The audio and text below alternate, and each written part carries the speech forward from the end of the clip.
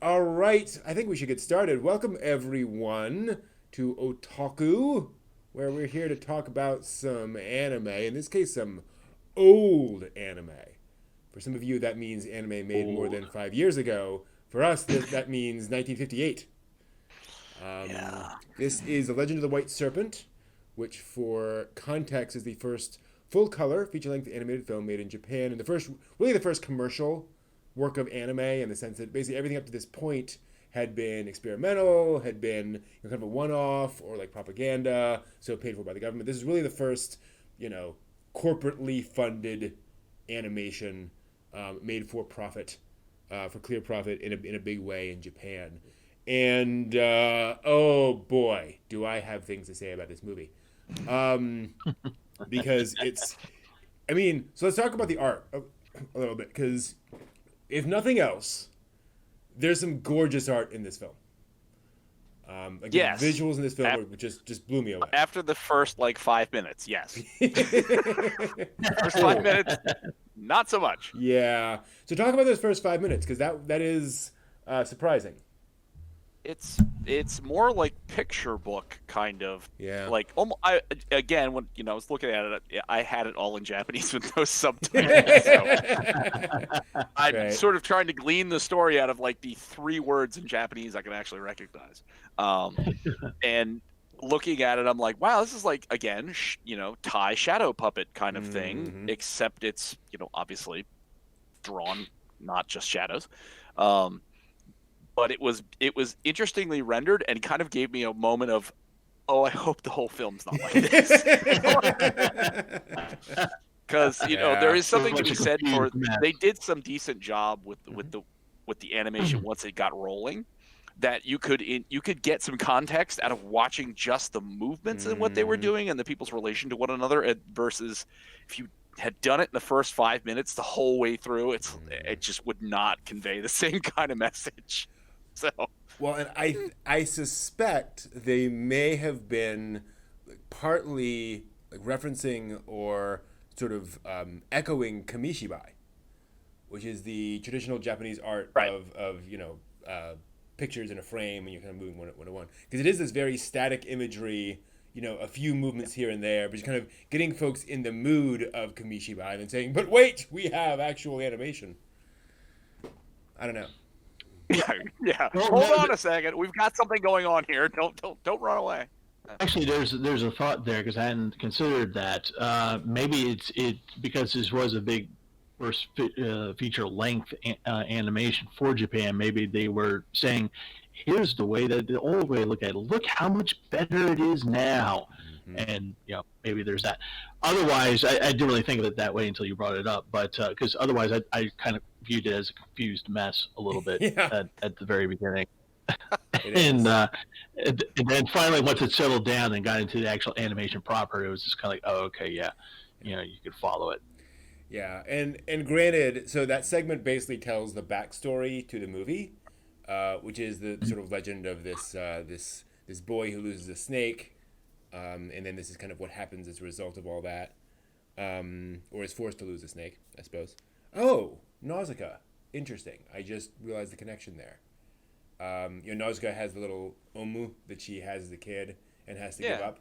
I wonder if that's I Mm. don't know. Anyway, I'll also say that opening theme song. I know it's traditional Japanese, but it gets shrill at times. I'll just say it's a little hard to listen to. Um, So I had to use Q-tips for the blood in my ear. yeah, it was A a lot of choice. like the girl who I don't in traditional legend, the girl Mm. who's like her, it's like Yeah. Xiaofang or something. She's Yeah. the green snake of the Chinese legend, Mm. and she for whatever reason is a blue striped Tang. Yeah. In this, I don't know Right. why that, but the her voice is just, wow. A lot of times it's like so sickly sweet. It's like I'm getting Yep. fatter just listening to this. It's terrible. Yeah. In case anyone wondered, how long Moe has been in anime, just Yeah. saying, you know, really cute little girl. It's a loli. We actually have a loli in 1958. Yeah. It's pretty amazing. It's also weird because she probably has the most lines of dialogue of any character in the movie. Yeah. And Yeah. I don't think she matches the lip flaps remotely once.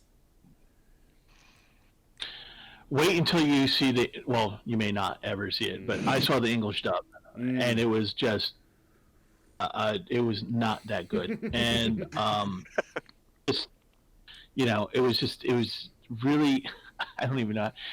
So the Japanese was very sickly sweet. The English was very, very, very stereotype, and there's a lot of R. So some of the characters, but the weird thing is that the voice actress and the actors went in and out of trying to imitate a Chinese accent. So sometimes it was there, sometimes it wasn't. Jeez. And Sounds cringy. And well, the weird part is that the voice actress who does the English dub gets a credit in the English in the version that was brought to America a couple years later. What was it, 1960? And she's, I think, the only one who gets a credit, except for a couple of other people, and she obviously not of the Japanese voice cast, but you could tell that she was just like really struggling to sound Chinese, Asian, anything. Like the accent was just off, and it was just Oh, and talk about shrill and bleeding out the ears. When he did the background voices for like the various, goofy looking background characters, the drunk guys and the workers and all that was like the really soldiers charging in, None of them had a voice deeper than her. Wow. They were all shrill, except for like two guys. It was the two guys who robbed Xiao Shan in after he's exiled. And those two guys, because they have to look gruff, they had the the deep voices. But everyone else is like, and you can barely understand what they're saying. They're literally just like, snake. That's like, you understand every third word. Just awful background characters. Now the guy who did the panda voice, the voice for the panda, literally sounded like a robot stuck inside of a tin can, and there was no. It was literally like, yes, sir, come back, she loves you. Wow. It's just horrible. It is Dang. horrible. Yeah. Wow. So if it's any consolation, talking about ring tracks. Yeah, no kidding. The Japanese voice acting is just in general is not great either. Like it's clearly just let's grab somebody to just do some lines. It's not as bad as General Septim and Gundam Wing. That is still the low point, but we can get to that later. It's kind of the same thing. Interestingly, where it's oh look, it's the guy. It's all these strangely shrill, upbeat voices, and maybe there's a certain aspect of acting where you can't sound like a regular person, so you have to sound differently. I don't know. Well, I thought Panda and Mei were probably like the only ones that had sort of kind of in Japanese any kind of like inflection in their voices. It's like Mei kind of had like and I'm assuming Mei was a fox, even though it kind of looked like a red panda. Oh. No, it is. So the English version, I read this. The English version made it to look as if it were maybe were a cat. Okay. I thought it was a fox too. It's a red panda. Oh, interesting. Okay. Yeah. The red panda, because I was trying to figure out the stripes on the tail. Yeah. And I'm like, I think red panda, but it's looking very foxy in the face of it. Okay, that's kind of reasonable. Yeah. Two pandas. There's at least those two have a little sort of acting ability. Our two main characters, Bai and Ju, they're spoken. Yeah. Yeah. I didn't really get a real, and obviously again, I love you. not really understanding like 99% of what they're saying in Japanese. I still could appreciate the feeling of like, did you guys not get like a briefing on how your characters are supposed to interact? Because whoa, boy, you're like Yeah. the monk with the little crystal ball thingy. It's like he at least in the Japanese version, his voice at least matched better with what he was doing at any given point in time. But I mean, he's still not great. No, I mean, he's obviously overacting to an extent, but it's also a very broad role. So it's like, I can understand somebody, going in that direction of being, I'm, basically the villain of the piece. I'm just going to go full, Jeremy Irons on it, and just have fun with the role. So in the English dub, it sounds like it sounded like the guy said, it's for a paycheck. Let me drink some whiskey, get my voice rough. Mm-hmm. All right, I'm going to tap this crystal ball, and how it's going to affect you. Zoom, zoom. It's just like, geez. So I want to know. I've never seen a crystal ball fight, by the way. I've never seen somebody use a crystal ball to attack people. It's interesting. And very cool. I want to know how they did the little squirrely light effect. But I'm curious. In the English dub, what does he say when he's using the crystal ball and doing the attacks? What are the words? There are no words. It's just like, ha, hey, sa, and just what an American would think a Chinese person would say in a battle in spiritual strength. Like doing a Kamehameha, and just literally, it's just voices. It's not really words. Yeah. In fairness, same thing in the Japanese. He does exposition before he uses it. Yeah, he does exposition with the crystal ball before he actually uses it. Mm-hmm. Yep. And then went to that weird astral plane place towards the end, which I was really confused about. I was just like, okay, we were at the looked like a shrine. Wait a minute, where the hell are we now? In the ethereal realm and fighting. And I'm just like, okay, but it had some really good animation in that fight scene. That's the funny thing, and this actually made me sort of think forward to mecha animation weirdly, because one of the things that Sunrise is kind of well known for is that if you watch like a lot of the Gundam shows and so forth, the character animation is very kind of workaday, but the mecha animation looks fantastic. For not all their shows, but in general. And the animal animation in this movie is spot on. It's impressive how well the weasels. The way the duck moves and the waddling of the duck and all that stuff. The evil duck. The evil duck. With the eyeliner. The evil duck. Who is the evil duck? I actually had to look up the voice actor because I swear to God it was the guy who did Donald Duck. It wasn't. Oh wow! But the person who did it just ripped Donald Duck. The English dub was.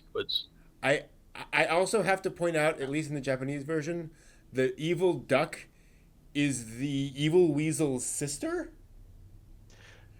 and I'm not sure why that, and it could just be the Anarchy bro, it's gang bro, but still it was well, I was gonna say they had a Yakuza kind of thing going on, so I'm sure brother sister kind of thing worked out well enough in that respect, because otherwise there's some interesting production of things.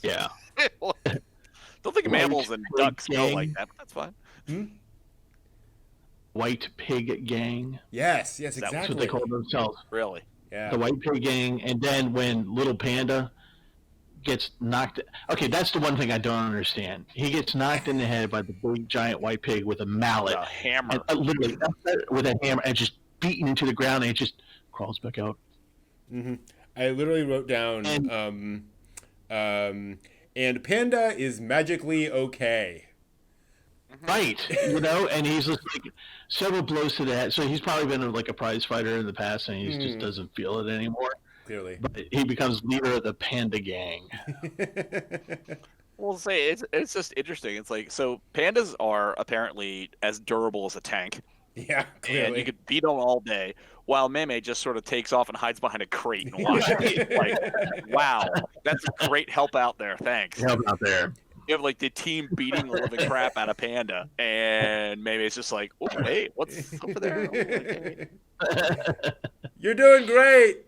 Hang in there, buddy. Like, Yeah, and I in that scene, I have to wonder if there isn't like some like fable basis of that. Like there is some story of the iron-headed panda that they're kind of referencing, or that they're got in the back of their heads or something.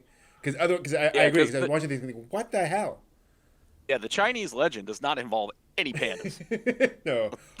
You know, I wonder why the panda was there, and the cute little red panda, all these cute little animal characters that they inserted Disney. into the movie. You think maybe Disney. Yeah. Yeah, I mean the references I saw to this was like, oh, you know, this was like the idea going in. It's like, oh, let's do something that's sort of Cinderella-ish, Snow White-ish, but not, you know, that kind of Cinderella Snow White. Yeah. Let's use something that's an Eastern fable that we can sort of hijack for this, because the original Chinese fable doesn't follow along at this at all. It's like, so they did a great job as Walt Disney sort of, you know, cherry picks things out of a legend and cobbles it together into a story. They did a fantastic job emulating that, where it's like, whoa, you just took the original story and went completely different directions with it. Good job. Kudos to you. I did find it very interesting, and I'm sure you guys noticed it, and I don't know whether you thought about it, but did you notice that China is always very dirty, broken down, very rural, very backwards? Yep. It's just like, oh, Yeah. this is 1958. Attitudes apparently hadn't changed a hell of a lot in those few years. And in fairness, you know, 1958 in China was, you know, not one of the best years. No. No. You know, But you know what I mean? It's like, it's just, yeah. Which is interesting, because the whole reason why they chose the Chinese story was as a, not a mea culpa, but as sort of a trying to bridge Japanese and the Chinese, you know, just kind of not an apology, but just kind of saying, hey, we actually think you're okay, you know, kind of thing, but failed miserably. yeah, I was gonna say that didn't come across at all. It came across as like China's this poor, backwards, crumbling infrastructure kind of place, and it's just terrible. Yeah. Animal gangs wandering the land. All you can do is get a job to pull a boat upriver. You know, then you got crazy monks running around trying to kill your snake girlfriend. Yeah. It's not a good party. No. No.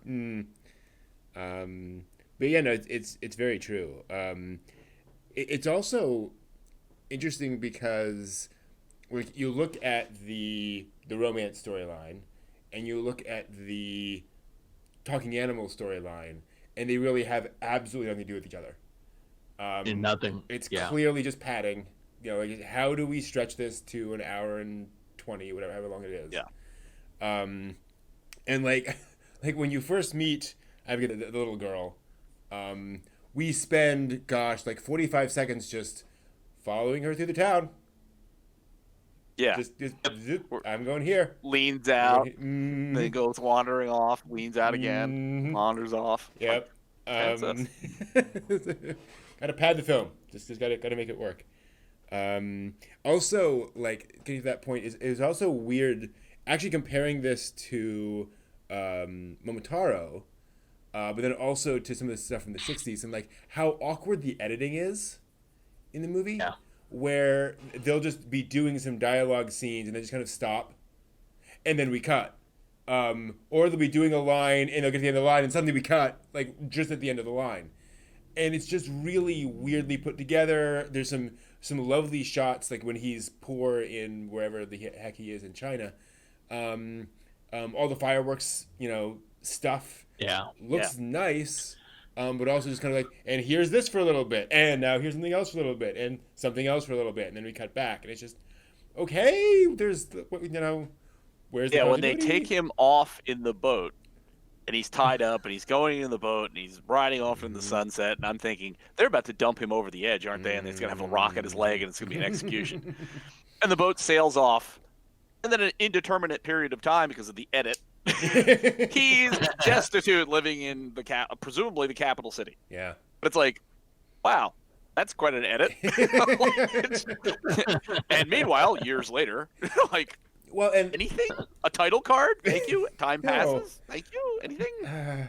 well, and that got me thinking about the narration, because in the Japanese version, there's a heck of a lot of narration, There is a quite fair bit of it in English. and Yeah. it made me wonder if maybe they had either some some issues with the storyline, where they had planned to make some other scenes in there and couldn't get to it, or they screened it and realized, oh, no one has any idea what's going on because of how how rough this is. We need to add some narration.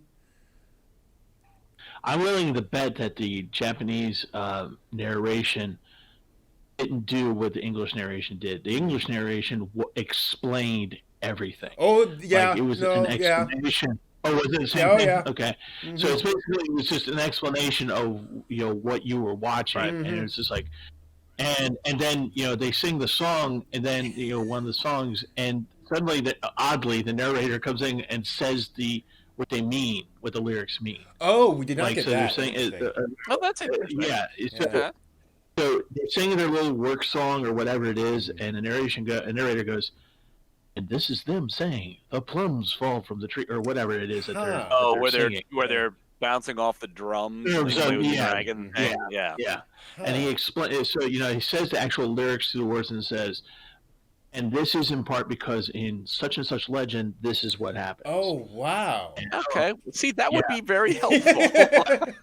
But you still don't get it. All you get for Jashu's, or whatever his name is, exile to China, is that he just goes there, and then there's no explanation as he's pulling the boat at all. Like, it's just one big Yeah. just Yeah, no, thing that it just moves. yeah, no. We got there's no narration for that either. A lot of it on the Japanese side was you'd see Painang looking sad, and the narrator would say Painang was sad. It's like, yeah, gee. Thanks. I didn't get that from the animation. I couldn't tell. I couldn't tell. Yeah. I know, it's just it was really weird. And the weird part was that afterwards, after watching this, looking it up, what was it? 13,590 people worked on this movie. Wow. What? Wow. Damn. So the film was it took 8 months. It only took 8 months, according to this. And they sent it to the Venice Children's Film Festival as a result. But look at that. 13,590 people, and one of the filler animators was Rentaro. Oh wow. Well, he had a career. Yeah. Now, mind you, maybe having 13,000 people working on one stew is why all these things kind of like got some disjointed stuff going on. It's like Project Team A of like 1,000 people. It's like they came up with that first 5 minutes, and it's like, damn, good job, guys. We have no segues into the next 5 minutes, but that's okay. We'll work with it. Like when Shu is chasing by through the town, and you just see her static image, and then it literally looks like somebody just pulled her image through like the scene and away from him. I'm like, it's not moving. She's not moving. It's a static image, and it's just going away, like further away. Like, wow. Oh yeah. That's some limited animation right there. Doing a fine job, guys. And what's fascinating, I mean, given that, it's impressive that the movie, comes together as much as it does. But then also there's stuff where, again, spoilers, Shushan is brought back to life, and they do that lovely, color transition on his face. Yeah. Bring him back to life. Like, it looks. It was actually really cool. Yeah. Yeah. Well, that was very Cinderella-ish kind of thing, or Snow White-ish, where it's like, you get that burst of life that comes out. I'm like, wow, good job. That was well done. I have no idea what's going on. I got the flower thing, and then the great big Flower of life. Yeah. god thingy thing. Yeah, I'm like, Yeah. The catfish god of the sea. That was pretty eerie. Weird, but eerie. Yeah. that was. Well, if we go to see Horus Prince of the Sun, we will see something that might be a callback to that. Wasn't Odahime's story Hmm. about her in her and the fisherman, and she's in You're the right. castle in the sea. Mm-hmm. So, because Oh yeah, yeah, yeah. again, Mm-hmm. the origin story of this is about a white snake and a green snake and a guy, and trying to get stuff together. I don't remember anything about a catfish. I didn't see any No. catfish thing in there. Mm-hmm. So, sort of taking another classic legend and sort of gluing it into Mm-hmm. into how this story's going. Well, It provides content. yeah. Well, and that was the problem. Is I think okay, she's trying to get the water of the water of life, the flower of life. Too much Dune. Back to her mistress. She loses it in the ocean. So she goes down into the ocean. She's knocked into the ocean. She goes to find the giant catfish, and their solution to finding the flower of life is to whip up a storm. How is this going to help?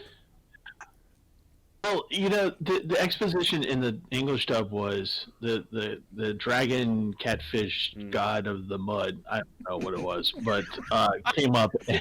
Just add more names on, Steve. Come on, cram them in there. And he comes up, and when she says, "I can't find the flower," and he goes, "I can help you find." Yes, he does it in this voice. I will help you find the flower, but I have a plan because the demon Catfish King knows all. I have a plan. So you're supposed to just trust in the big giant catfish to do whatever it is that he's going to do. So he, I guess in theory, knew that where it was all along. They just had to get the people up to Xiao Xiao in order to give him the flower. Okay. But of course, incidentally, almost killing everybody in the process. Yes. Yeah. They'd be flooding the entirety of the island, and there's water washing over it. It's like, wow, so you're going to drown everybody to save him. Great. Collateral damage. It's inevitable. Yeah, this doesn't seem right. I remember there was something in the narration, and maybe I was just completely imagining it, about the catfish being angry at humans for overfishing or something, and so his rage filled him, and so he kind of got out of control. I don't know. A small environmental message just crammed Exactly. in there. Yeah. Sure. Yeah. Why not? Don't overfish, or the angry catfish mud god with the tentacle spiky things will be angry with you. And then just icing on the cake, the evil monk finds the flower of life and says, "Ah, I see from this flower in my hand that the evil serpent lady was actually fine. She is nice. She belongs with Xiao Shang, and I now know the whole backstory." Like, wow, Yeah. that's like a whole palm reading in that little flower you have in your hand. Like, how did that work? I don't know. And and actually, I was thinking at that point, just going, you could have asked. Yeah, exactly. All this, you could have just asked. Yeah, just asking simple questions really works out so well. Yeah. Again, half of anime plot lines can be resolved by just people talking to each other, and it goes all the way back to 58. Yeah. But and then we get that ending, and I just got to talk about this for a minute. So they finally get together. They finally resolve other issues. Everything's happy, and they have to float out to sea together and abandon all their friends because that's It's a Viking funeral. It was so weird because the scene starts with them going off in the boat with Mimi and Panda. Yeah. Mm-hmm. And then Mimi and Panda are just like, they're gonna jump off the boat again, and they leave the two. And they cry because they're going to miss their friends because they're going, wait, even though they jumped off this stupid boat. No, it's very Tolkien, isn't it? That they're going off to the lands, the elves. So it's going to be, see you, Bilbo. Good knowing you guys. Good luck. And they choose now to hang out with the White Pig Gang. Right. Sure. That's going to be their life, and the evil monk on a remote island. That's a good message for the kids. Yeah. And I'll give it I was wondering throughout the entire film what they were gonna do with little lowly fish girl, and I appreciate from a plot perspective that at least they established, look, she's a fish. She's going back to being a fish. Like, that makes sense. Like, that is the correct continuity for all that. But it just feels like a weird thing to throw in at the last minute in the movie that, okay, and then she goes back into the water, but she'll be okay. It's like, Well, they set that up with, like, the fish rescue her, blow, like, bubbles on her. She turns back into her human form, and then she kisses all the fish. Yes. And then she goes off on her way. And it's like, okay, so this, I'm, looking at that ending, it's like you're looking at it like, oh, that was the setup. Because now it's like, oh, you saved me, I love you, blah, blah, blah, blah. And now she jumps back in the sea, and all little blue tangs show up, and they're like, and then off they go. I'm like, that was the weakest ass setup I've seen. What are you doing? For me, when I saw that scene, I was just like, man, that girl got chipped. I mean, she's the one who did most of the work. Most stuff. She did all the damn work. All that I did was just sit around and go. She got them together. She goes for the flowers. She gets the catfish mud guy, and he leads the charge, and the whole 9 yards. And then she's just like, oh, my reward is I get to be a fish again. And I'm like, couldn't you just like her like something like maybe another boy fish to hang out with? Something. Anything. Yeah. I mean, she's like, even though she's the best friend of Bai, that she still is sort of kind of handmaidenish. Oh yeah. To to her, and it's just like, okay, so you guys are standing up in a magically moving boat, standing. A flat bottom. That's in the ocean. It's like, okay, so if you didn't fall over like 3 seconds after leaving port because you're just standing there, you don't have your handmaiden person who would be the attendant to Bai. Yeah. Who arguably could row the damn boat. What'd you do that for? And by the way, Paine, you're mortal now, so wouldn't it be nice to have an immortal handmaiden with you to take care of things? Sort of, slightly, kinda. Yeah, it's weird. Yeah, and then they sail off, and I swear I heard in my head as we get the final image. Someday we'll find it. The rainbow connection. The lovers, the dreamers, and me. It's just, and your rainbow and all this lovely stuff, and I'm like, none of this fits. Like, it's this tragic story. Nope. And that was the thing that really like got me frustrated, because I'm like, and again, getting back to Disney, like, Disney had his issues. But when he adapted these stories, he very much knew how to fully adapt them to say, Briar Rose is a really freaking creepy story. So yeah. It involves a fair amount of death. Yeah. Which it really doesn't no. in his version. No. So he's like, we're just gonna rewire all of this to flow as a 90-minute animated film. And this just felt like they were trying to get the best of all worlds. Like, they were trying to do this fairy tale, but also have the marketable, little fluffy creatures and all this, but also have a happy ending for this weird tragic story of these two. And I think back on the Japanese folklore that I read, there's never a happy ending. Like, this never goes well. Well, it's like they cut out entirely from the Chinese lore the part where the monk sells him these pills of immortal life, these tablets of immortal life, and tricks him into swallowing them. And then, like, they have a fight, and he ends up hanging Zhu over the edge of a bridge and shaking him. And Zhu spits out the tablets, which then Bai ends up eating, and it increases her magical power and makes her immortal. Interesting. And her little handmaiden there isn't a blue tang, it's a green snake. And the green snake helps the white snake, and they both then transform into human form. And it's like there's this whole complex story that goes on in like how the evil monk keeps oppressing them and keeps trying to keep them apart, how they come together, they have a child. Oh wow. Yeah, it's like there's a really interesting story to the whole thing. And this tells next to none of it. Like, you have the characters, but it's just like some of the place. Hey, they had the face nuzzle at the end. This I mean, is come on. true. What more do you Right. Yeah, want? but it's just like they borrowed the place, they borrowed the people, and then they sort of just ignored like a good 90% of the original story. Well, it's just Chinese culture.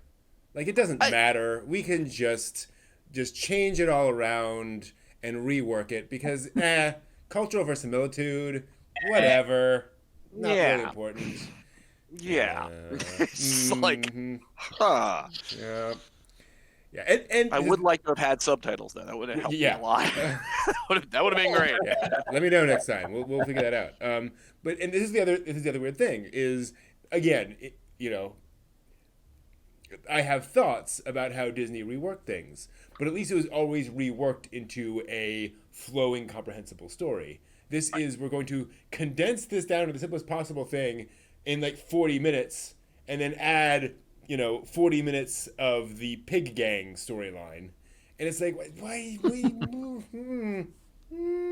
But again, as Steve said, there was I'm not- 13,000 people working on this. True. So maybe this is literally the result when you have 13,000 people making a coherent story.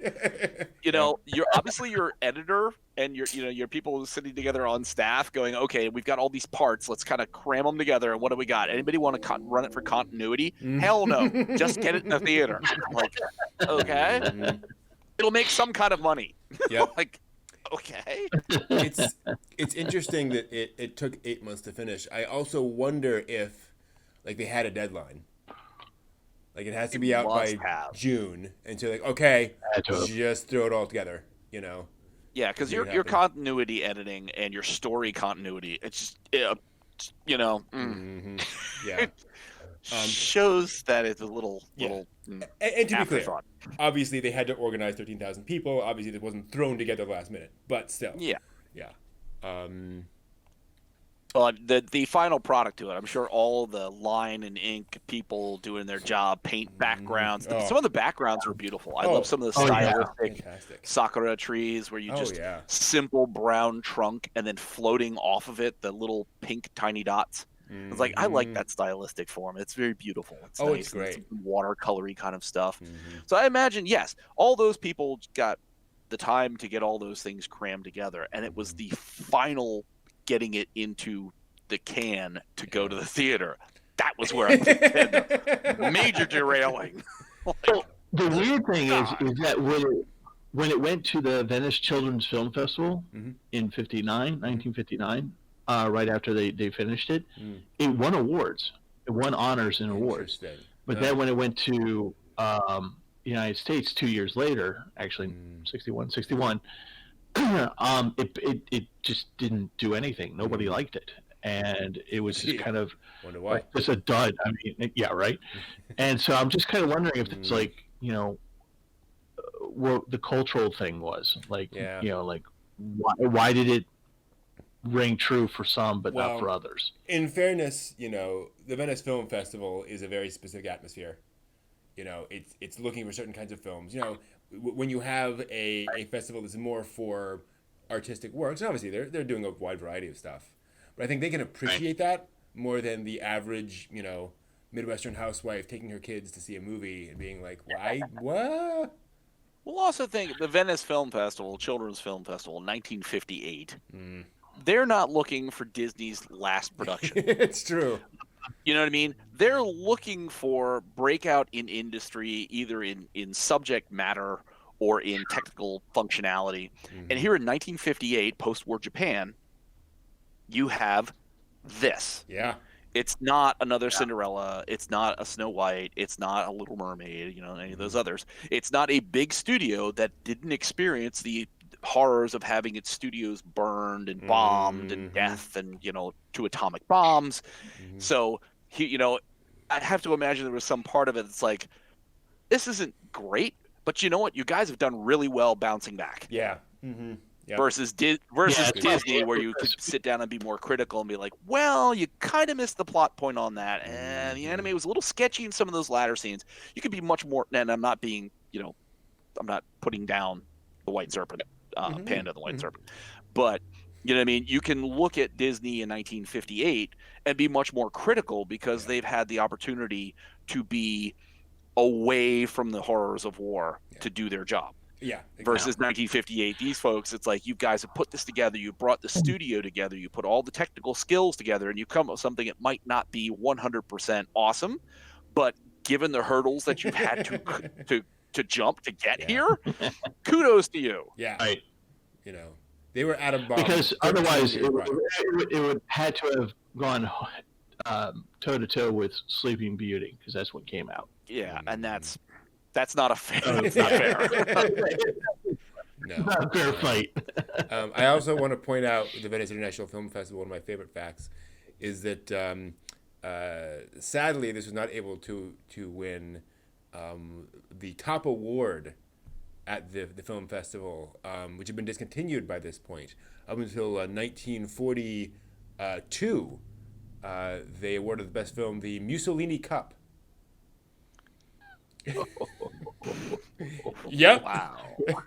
Imagine being in like 1945 and being like, gee, my film won this 3 years ago. I feel great. We're putting this in the back of the closet. Woo. I guess for that award, you had to look at the realities of it and just hang that award up. Mm-hmm. Yeah. Oh. Oddly. See, that was The last 4 recipients of the Mussolini Cup were all German films. Very strange. Go figure that. Yeah. Although that's interestingly ironic that the Mussolini Cup was won by Germans. Like, they would have been Italians. It was best foreign film. They won best foreign film. I should have pointed that out. Yes, these are the top 4 winners for best foreign films. Because they had the Mussolini Cup for best Italian film, and then for the rest of the world, basically. So yeah, of course. Anyway, yeah. So, oh man, this film. This film when you've got no subtitles, you get no English. This film. I think they're talking about a snake. Not quite sure. It's weird because you go into these films and, like you say, incredibly impressive technical achievement to produce this amount of animation, the beauty of the art. It's a living woodblock print, like it's a moving woodblock print. It's amazing. But every other piece is just like, oh. I like the transformation sequence when the soldiers are rushing in, which you guys will have to tell me, what were the 2 stars? What are those little star things that they found when they crashed through the roof? It's just Imperial treasures or something? Yeah. Because there's their Imperial guards that are coming in. Mm-hmm. But when they get to the shrine and they're looking at it, and all of a sudden it's like, and then it's a wreck.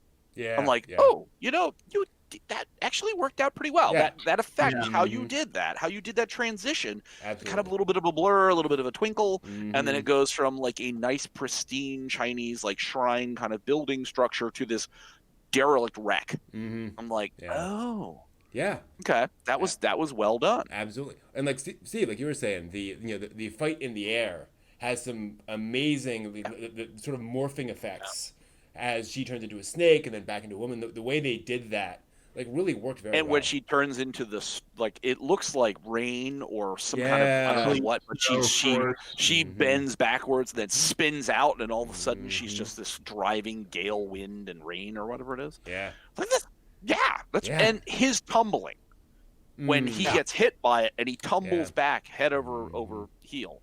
It's done well. His clothing is moving effectively. The movement is done well. Mm-hmm. Just everything else is just weird. Yeah, and the soldiers coming in are all like rubbery armed Momotaro creatures. Yeah. It's like wait, 1,300 people or 13,000 people. Like this is Yeah. One person did that. One person did that. Which again, I have a feeling there's a lot of stereotypes thrown in a lot of the way that all that's done. That's, yeah. Not comfortable stereotyping. I also love the fact that they arrest Xiaoshang for witchcraft because he consorted with this creature. Xiaosheng, Yeah. the guy who lives with two talking pandas. Apparently, that wasn't the problem. Like that ain't witchcraft. But I don't know. No. It just seems. Well, Eastern witchcraft versus Western witchcraft, Yeah. obviously a principal difference because if you were living in like New England, it would have two familiars with you. That would be a pretty much hallmark of a witch. Open and shut case, I think. There, yeah. Yeah, I mean, well, not too much, but apparently Yeah. in Chinese myth, not so much. Walking Communing around. with nature takes on a whole new thing Yeah. going on there. Did either of you when they met the pig gang, and they all turned into the panda gang and they went off on their adventure? Did any of you get a little sense of Journey to the West with that? I've been getting a lot of Journey to the West and a lot of things lately. Yeah. No, I did, but I didn't think about that. Yes, because the duck is the pheasant. All you needed was a monkey, but then arguably Meme could be sort of monkey-ish. I don't know. Yeah. You know what I mean? It's like because I got that vibe out of God of High School. The last episode of God of High School, they put together the 4 characters that are going to go into the next season, and you've got Journey to the West. Wow, And I'm like, that's cool. oh my God. I'm like, this is a deeply seated thing in Japanese culture. It's just really interesting to see how it keeps cropping up, that group of 4. I would argue that at least once every year in anime, there has been one anime that references Journey to the West. I'd Since probably say 1958. you're 100% correct. Yeah. Yeah, we're against you. No. Yeah. Anyway, I'm not saying that it was like, intentional. I think it was like, oh, hey, we have like we have a pig and we have let's kind of, make it a little bit like that. Just. Well, it's one of those deeply seated cultural things that, there obviously are times where that is pertinent to the story so that you're specifically doing that. And then I kind of have a feeling there's times where it's like, it's just kind of because it's ingrained in there. It's so much in the back of the cultural psyche that you just sort of regurgitate that kind of placement because that's just the way things are. It's like, damn. Sort of like the cowboy myth in America. It's like, you have the lone cop who's, in this inner city and he's fighting crime by himself and his lone justice. It's like, that's a cowboy. That's on the plains. You're dealing with rough and tumble things. You've only you and your gun and your smarts. It's a cowboy. Yep. I'm like, Totally. Joe Jimbo goes to the Bronx. Yeah. I mean, well, there we go. Where was Columbo? Not Columbo. McLeod. McLeod was like Houston. He was downtown Houston. Oh, okay. Yeah. So he was a cowboy in a penthouse for some reason. Yeah. But solving crimes and investigating stuff in Houston, Texas, a big city in Texas. Yeah. And I was just like, cowboy. A lot of the Raymond Chandler characters, the private investigators are very cowboyish, the lone gunman type of thing. Yeah. Totally. Yeah. It's like we have our own cultural tropes, Yeah. and Journey to the West fulfills that cultural trope. And I think for the Japanese market, and I think in Hakujaden, the white serpent, the serpent lady, Panyang, in a similar way fulfills kind of that the dangerous woman archetype, the Yuki Onna type of you fall in love with this woman, but there's a secret, and she's actually this other thing. Well, you have Crane, the Crane woman. So you know what I mean. You've got that. You don't know what she is. Oh, she's not she's a snake this time. She was a crane in the other one. You look in the other room and she turns into a crane and flies away. So it's like, aha. Yep. Kitsune. Classic. There you go. Yeah, totally. Hate it when that happens. Hate it when I marry a fox. Wait. Doesn't. Anyway. Oh. Well, wasn't that a Freudian slip? Which, as you know, is when you think one thing and say your mother.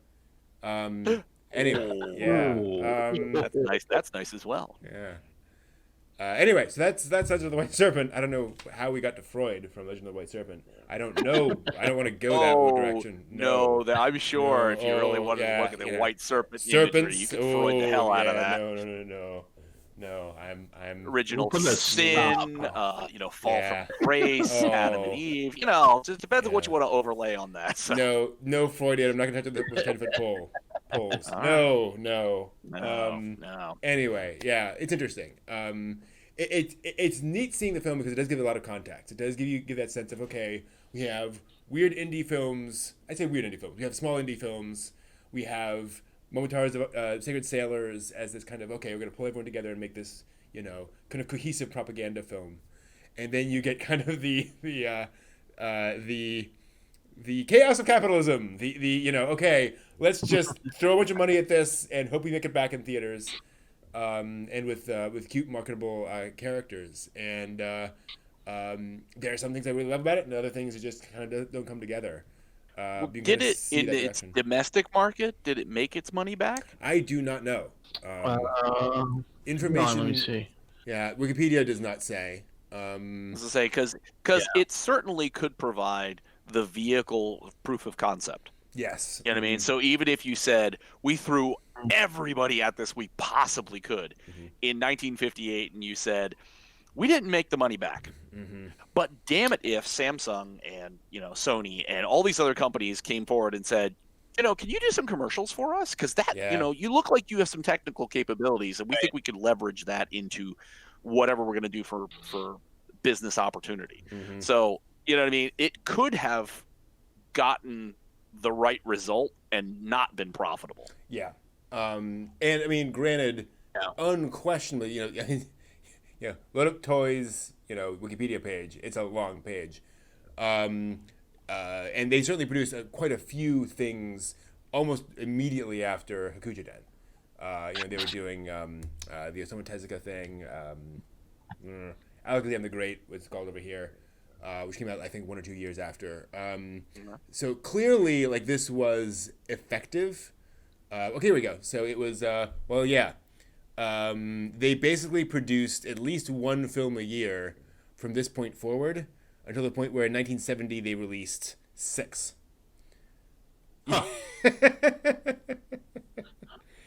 Yeah. It just makes me think of it was a Simpsons episode where they were Homer was going to play the dog. They were going to have Itchy and Scratchy and Poochie.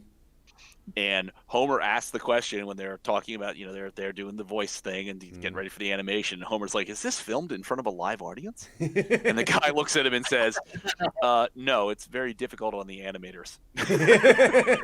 so one of these things where it's like you're producing one of these every year, and 1 year, 6 of them. Yeah. What are you doing to your people? Do you have a whip or something, like a cattle prod? How are you doing this? Well, in fairness, when you start with 13,000 people, I think you can kind of slice that up a little bit more. Gosh. So it was this in 58, then 59 had Magic Boy. 60 was Alexander the Great, and moving on to Orphan Brother, Arabian Nights, and so forth. 66 brought Cyborg 009. And more adaptations of that kind of stuff. But yeah, so I didn't realize. I didn't realize Cyborg 009 was that old. Back. Oh yeah. It was. They were contemporaries of Tezuka, the mangaka, and kind of not quite rivals, but like Shotaro Ishinomori, I think. He considered Tezuka to be one of his great, one of the great shining lights that he was kind of trying to emulate, which is why 009 looks the way it does. Wow. Anyway. But that is Legend of the White Serpent. Any other thoughts you want to get out before we wrap this up? If you're learning Japanese, go ahead and watch it without any subtitles or any dubbing. If you're not, find subtitles or dub, please, something. Because otherwise, you end up reading a whole lot afterwards about everything. Yeah, absolutely. And trust the catfish. Curse the catfish. Trust the catfish. There we are. It's an interesting film. But yeah, those are our thoughts on Hakujaden, a.k.a. Legend of the White Serpent, a.k.a. Legend of the Magic Serpent, a.k.a. Panda and the Magic Serpent, a.k.a. I think Panda and the White Serpent. Yeah. Oh, boy. They really like their titles over here. They should have just put it together and Wait, been what's like, that? "Is it wrong to pick up girls in a dungeon?" You know, done it all sprung together. The very first super long crazy title. Is it wrong to fall in love with a snake girl? Hey, could do that. There we are. I like it. Is it wrong to hang out by yourself as a solo man in a little cabin and play the flute with a couple of pandas? I can't believe my serpent is this cute. Ah, You know, hey. Yeah. My life as a human, you know, all snake routes lead to doom. There we go. my life is a snake wrangler. There we go. No, No. no. No. No. No. Exactly.